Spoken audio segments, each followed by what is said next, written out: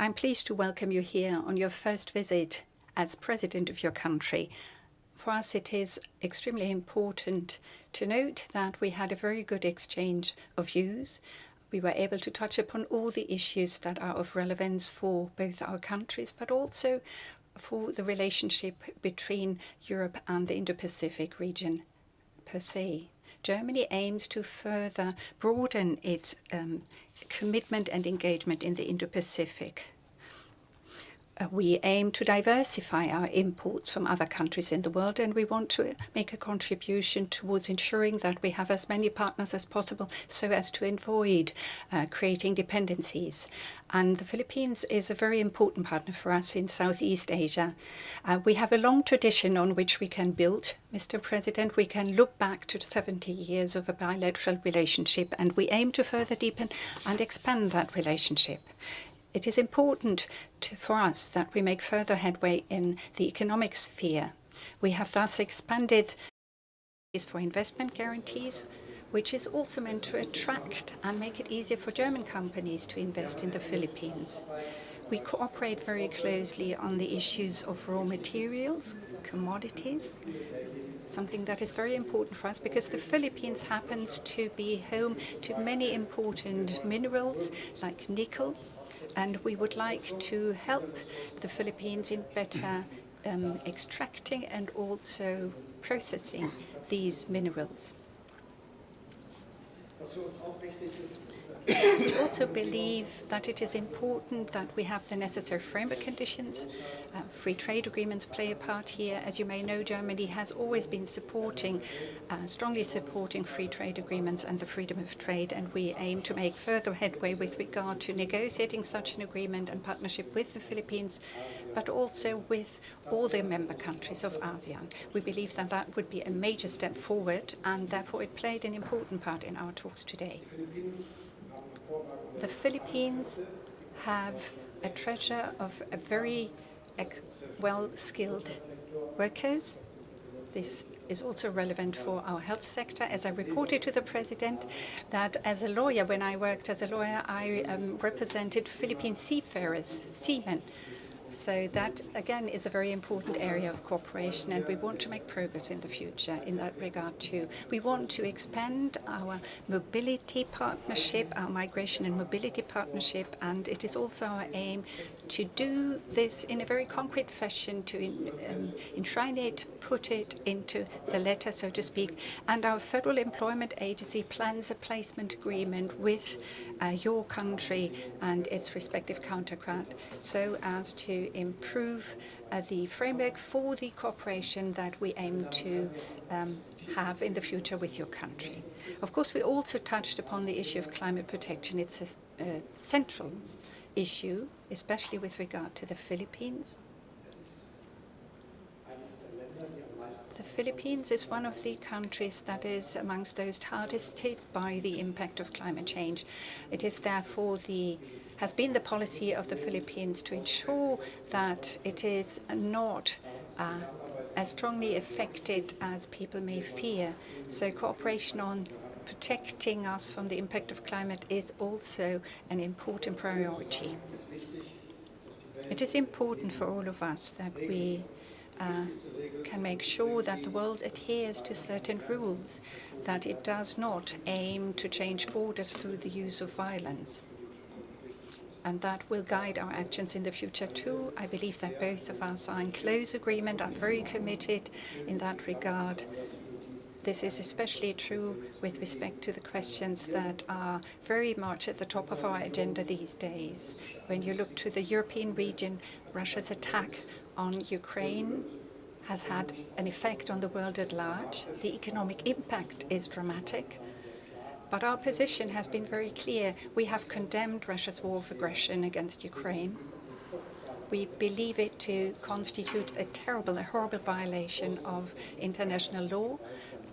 Russia is trying to expand its territory through the use of violence, and that is something that we cannot accept. It is a violation of territorial integrity of the territorial integrity of Ukraine, and I can only speak on behalf of my own government and country. We will do whatever we can to support Ukraine in defending itself. We are already amongst those who provide the greatest support to Ukraine, not only in financial terms, but also by delivering weapons. We also had a detailed exchange of views about the recent developments in the South China Sea. Here again, it is about adhering to international law, ensuring the freedom of navigation. And we are working to ensure that the UN Convention on the Law of the Sea is being adhered to by all its parties that have signed up to it.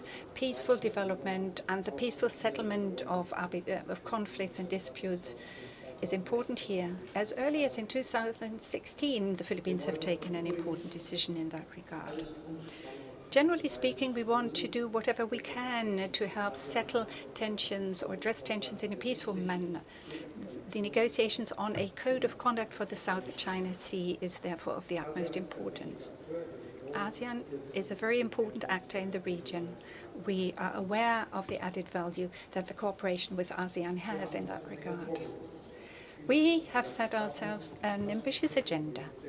We have been able to talk about very concrete projects today, and we are aiming to lay this down in a roadmap for the further development of our relations. I, for one, would like to thank you, Mr. President, for your visit. It has been a very important signal for the friendship between Germany and the Philippines and the expansion of our relationship.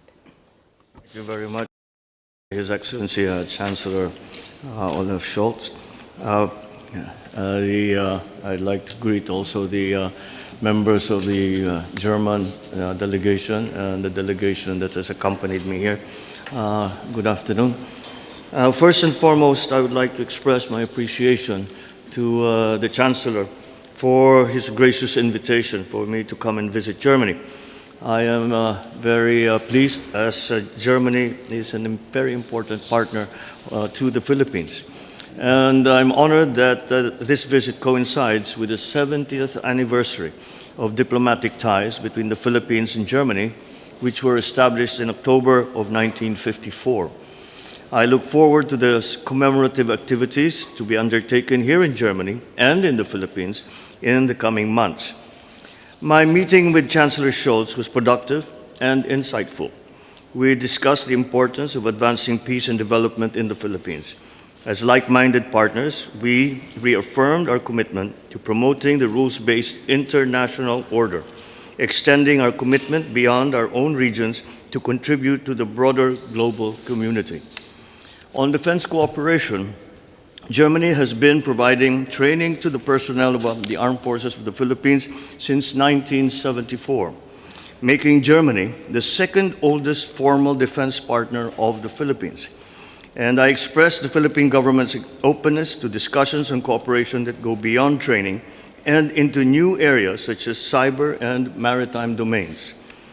I also express our appreciation for Germany's continuous support for the capacity building of the Philippine Coast Guard. Before my arrival to Germany, the joint declaration of intent on strengthening cooperation in the maritime sector between our two countries' transport agencies was already signed. I am heartened by Germany's increased interest in enhancing maritime cooperation between our two countries, and I welcome more initiatives to enrich this relationship. We also discussed ways to enhance trade and investment. Germany was the Philippines' 11th trading partner in 2023 and has been a major source of foreign direct investment. We welcome the presence of notable German companies to our country that have been there for a while, such as Siemens, Lufthansa, Deutsche Bank, Bayer, Bosch, amongst others. I underline the Philippines' strong economic outlook with a GDP growth of 5.6% in the last year, outpacing some other economies in our region. Our economic dynamism is driven by strong domestic consumption, supported by a diverse labor market, a growing services industry, and remittances from our overseas workers. Investing in the Philippines is now a more attractive option, given the legal reforms that allow full foreign ownership on certain sectors, such as railways, airports, expressways, telecommunications, and renewable energy. We continue to find ways to build upon our already strong economic collaboration, taking it to new heights. The Philippines would like to cooperate in the areas of manufacturing, construction, and infrastructure, IT BPM, innovation, and startups, as well as renewable energy and minerals processing. Climate change and cooperation between countries is also a significant facet of the partnership between the Philippines and of Germany. I thank Germany for its leadership and commitment in the field of climate finance and its strong support for the Loss and Damage Fund created at the 28th United Nations Climate Change Conference in Dubai last year. I conveyed the Philippines' bid to host the Loss and Damage Fund Bank in the Philippines. We also recognize the important contribution of Filipino healthcare workers and the other overseas Filipino workers to the culture and to the economy of Germany. Noting Germany's interest in expanded labor cooperation to include other Filipino skilled workers and professionals, the Philippines reaffirms our commitment to ensure the protection of the rights and welfare of Filipinos around the world. Towards this end, our countries have signed the renewal of the cooperation program between the Technical Education and Skills Development Authority and the Federal Institute for Vocational Education and Training during my visit here in Germany. Both sides are also working towards the conclusion of the Memorandum of Agreement on the placement of skilled workers and other professionals. We will continue to work on other agreements across various areas of cooperation and look forward to their conclusion in the near future. On regional and international matters, I thank Chancellor Scholz for Germany's staunch support for international law, including the 1982 UNCLOS. Our shared commitment to international law strengthens our partnership and creates a favorable atmosphere for working together on global issues. I reiterated that the Philippines remains committed to addressing issues through dialogue and consultation. Yet the Philippines, like any sovereign state, will continue to firmly defend its sovereignty, its sovereign rights, and jurisdiction in accordance with international law. On Ukraine, I assured Chancellor Scholz of the Philippines' continued support. We reiterate our call on concerned parties to seek a peaceful and diplomatic resolution to the conflict, recalling the 1982 Manila Declaration on the Peaceful Settlement of International Disputes, which reaffirms the principle that all states shall settle their disputes by peaceful means. On the Middle East, I highlighted the Philippine government's concern over the 2 million Filipinos present in the region. The Philippines continues to urge all parties to exert restraint, to prevent escalation, and to work towards a peaceful resolution of the conflict. It was indeed a fruitful and enriching discussion with you, Chancellor Scholz. I wish to express my heartfelt appreciation to the government of Germany, the German people, for their gracious hospitality extended to me and the entire Philippine delegation. I eagerly anticipate this continuation of our strong partnership for another 70 years or more. With confidence, I believe we can deepen our relationship and collaborate for the mutual prosperity of both our countries. Thank you.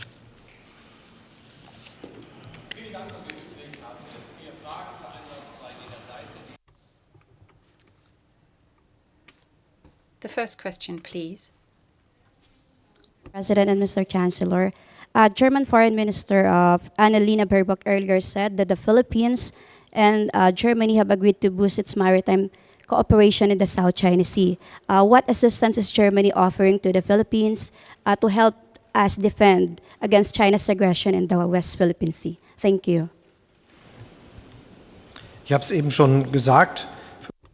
As I said earlier, respect for international law is of the greatest importance to us. This is, of course, equally true I will repeat what I said. As I said earlier, respect for international law is of the greatest importance for us, and the same is true for the laws, international law that govern international navigation. We have the UN Convention on the Law of the Seas. We've got an arbitral tribunal, which happens to have its sea in my hometown, Hamburg, that is, and important judgments have been passed over the course of the year.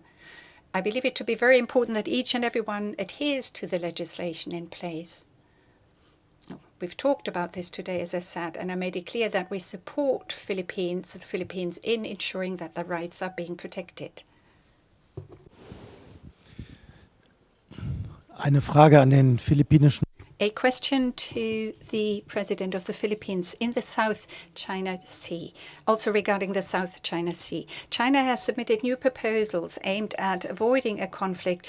Your government has expressed its skepticism and rejection. Could you perhaps explain to us what your criticism is of these proposals submitted by China? Chancellor, as regards Ukraine, we have received different statements with regard to the conflict from the members of the European Union. I'm not talking about the ground conflict. The Hungarian president, after having met President Trump, Mr. Trump, made it clear that Trump, would he become president, were to say no more penny was to go into Ukraine. And he also wants that the member states of NATO increase their contribution to NATO on defense to 3%. So what could you say with regard to these two proposals? No more funds to Ukraine, no more financial support to Ukraine. It is not really for me to comment on what might be the results of the upcoming presidential election in the United States and the policies that the new president or the re-elected president will undertake. But we of course watch with great interest and we relate all those policies towards, for example, NATO, to the situation back home, back in our region in the Indo-Pacific. On the first part of the question, we have not rejected any proposals that China has made to us. But the premise is something that we question. And with that premise that China has made is that their territory follows what is now described as a 10-dash line. This is not recognized by any country, any international body, certainly not by the Philippines. Our baselines have been well established for years now. We have the economic zone that China has already intruded upon. And until that premise that China has made in terms of all its discussions with the Philippines, then it's very difficult to see a way forward, because it is, for myself, for example, as I always explain, when I took office, I took an oath to defend and support the Constitution of the Philippines. The first article of the Constitution of the Philippines is the article that describes and defines the territorial area, maritime and land-based territory of the Philippines. And it is my duty, I have no choice but to defend that, and we will continue to do that.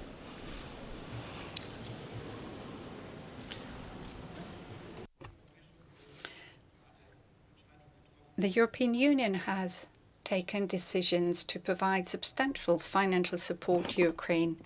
We have agreed on a multi-annual financial planning that includes budgetary support and that will cover the next few years, which constitutes a substantial contribution towards stabilizing Ukraine, its government activity, and the economic development of the country.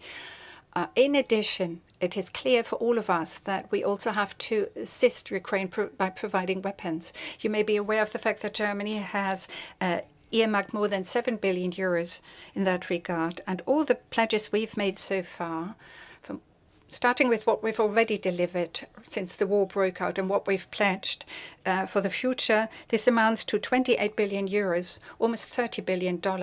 My position is that we have to continue to support Ukraine. And I'm talking not only Germany here, but I'm talking of all the members of the European Union. We have to be at the side as long as it takes for Ukraine to be able to defend itself. And I'm sure and confident that that is also going to be the position of the European Union in all the upcoming decisions.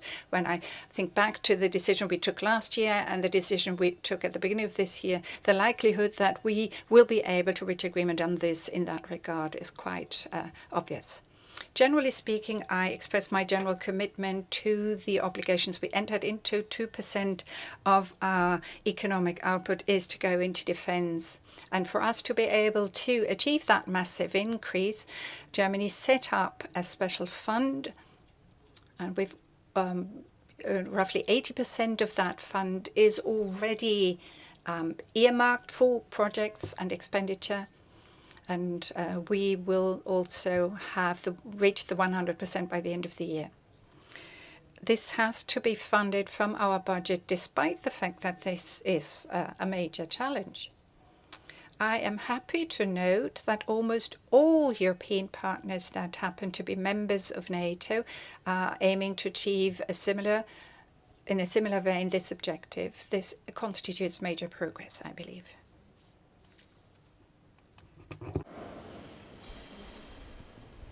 Good afternoon, Mr. President and Mr. Chancellor.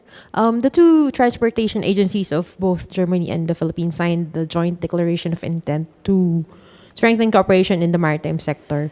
I have two questions related to this. First, what forms of cooperation do we expect from this agreement? And what specific outcome does Germany and the Philippines expect or have in mind in facilitating maritime trade and mobility? Thank you. Deutschland ist ein Land, das Germany is a country that has or owes a large part of its economic upswing of the past 2 years to the fact that we have been able to recruit and attract professionals from all over the world, and that they have done their bit to ensure that the tasks that have to be addressed in this country are actually addressed. Amongst those countries that are home to many of the professional workers who've come here is the Philippines, and we want to ensure that the framework conditions are further are improved further. We're working with the Philippines in an area that is of great importance and characteristic for the German area. We aim to enhance our cooperation here in the field of vocational training. German vocational training is something that is of the greatest importance for the quality of the work that is provided. Yes, those are we have students that have studied at German universities, but we excel especially because of our vocational education and training. So this is a good area for cooperation between the Philippines and Germany, and I believe it too important that we also focus on this area of vocational education and training, and that we continue to cooperate closely in this sector, because I believe that that will enhance the opportunities of workers from the Philippines who set out to work abroad, to live abroad, and to engage there. The legislation that we've just passed lay the foundation and make it a lot easier for people to have access to the German labour market. I believe it to be probably the most advanced and modern legislation in that regard. We know that our prosperity and growth depends on professional workers from outside, and we want to create favourable conditions for them here. We aim to enhance our cooperation and improve our cooperation here. We have a great interest in seeing this come about. It is something that is befitting our time, the fact that the world is growing together as a consequence of globalization. To begin my answer, I'll give you a more detailed answer on the maritime cooperation. We already have many exchanges with Germany in terms of training for our armed forces and, of course, the Coast Guard as well. And that we have agreed with the Chancellor to expand that because it really it has to be recognized that the South China Sea handles the 60% of the trade of the entire world. So it's not solely the interest of the Philippines or of ASEAN or of Indo-Pacific region, but the entire world.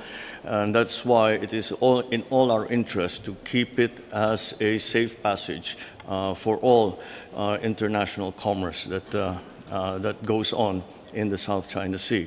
And I say, on a more general aspect, certainly the Philippines is looking to transform its economy.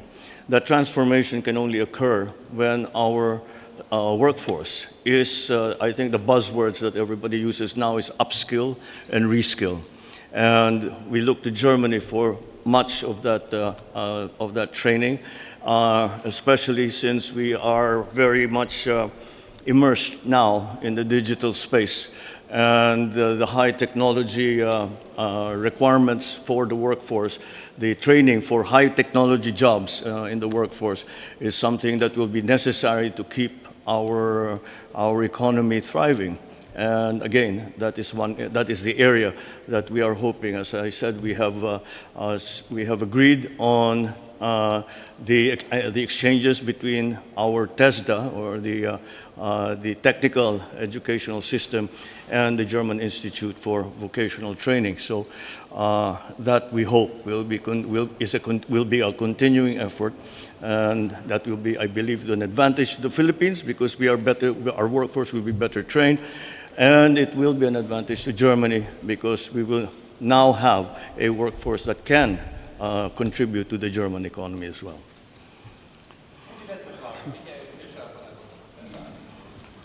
Vielen Dank, Herr Bundeskanzler. Thank you, Chancellor. You plan to visit China in spring, your second trip to China. What are your expectations? The last time you visited China, the Ukraine conflict was one of the focus areas of your visit. Do you have the hope, the expectation that China will be in a position to influence President Putin with regard to this conflict? And President Marcos, what are your expectations or wishes to the Chancellor with regard to his upcoming trip to China? And a second question, if I may, regarding the cooperation in the defense area. You mentioned the training of the armed forces. Did you also speak about concrete arms projects? Did you express or address concrete wishes to the German side in that regard? Second part of the question first. We did discuss the training, but we have not gone into the detail as to the procurement because the Philippines has just finished making its plans for the next stage of procurement for the armed forces. And once that is finalized, and I think that we will then be ready to offer that procurement schedule to Germany and to other countries, and hopefully we will find ways to help one another. As to the upcoming visits of the Chancellor, well, we can only wish that he is successful. We all would like to have a more peaceful situation, certainly in the Ukraine, but also in the South China Sea. Although it is not in the South China Sea, it is not outright war. What we are worried about are the increasing tensions that are happening. Ukraine, of course, is a continuing challenge that the whole world faces. It is not the interconnection of the global economy is such that such an occurrence, such a conflict, no matter how far away from the Philippines, does affect still the Philippines and the region. And so we hope for a good result for Chancellor Scholz's visit. Der Besuch wird Of course, the visit, as is the long tradition of such visits of my predecessors and the predecessors on the China side will take place along the lines of those visits. We will pass in review the situation in the world, economic issues that are bilateral, but also economic issues that are international in nature. We will touch upon issues of resilience, because that is important to us too, especially because Germany does a lot to ensure that it is active and represented in many parts of the world, and that it has economic ties with as many countries in the world as possible, which we aim to further expand. Of course, regarding the dramatic issues of peace and war in the world, we talked about that during my last visit. Ukraine, you mentioned it. We will undoubtedly talk about this during my upcoming visit. We talked about the situation in the Indo-Pacific, the South China Sea, Taiwan Strait, all the things that play a part here, and we will undoubtedly talk about that. It would be peculiar if we were not to do so. Thank you for your attention.